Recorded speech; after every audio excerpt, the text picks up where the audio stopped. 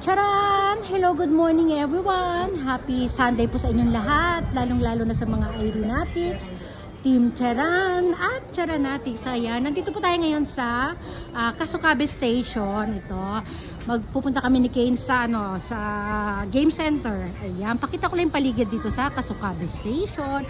Ayan, may mga masasalubong tayo mga estudyante. Kanina pa yan yung iba, hindi ko na video. Basta marami sila. Oras siguro nang uwi nila ngayon kasi lahat sila ay papunta sa sa train station. Ayan, nakikita nyo mga o di ba? Ang nila tingnan, ang sarap nilang tingnan.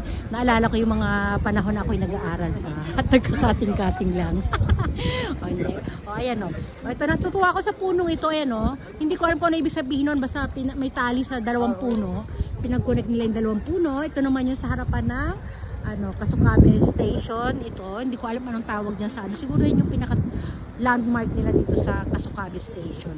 Ay, mali pala tayo. Dapat pala, doon pala tayo sa kabila. Doon pala kami, tatawid pala kami doon dapat sa kabila. Pero sige, nandito na tayo. Dito na lang, tutuloy na natin ito dito. Dito tayo ni Kane. Ayan si Kane ko. Ayan. Ito yung kaninang puno. Di ba nakakatuwa? Sarap niyang tingnan. Ito na may mga estudyante na naman dito. Kamusta naman ang pag-aaral nila? Di ba? Ayan. Kung mababait naman sila at mukhang sumusunod naman sila sa kanilang mga magulang. Dito tatawid na tayo ha. Sige, hanggang dito na lang. Bye!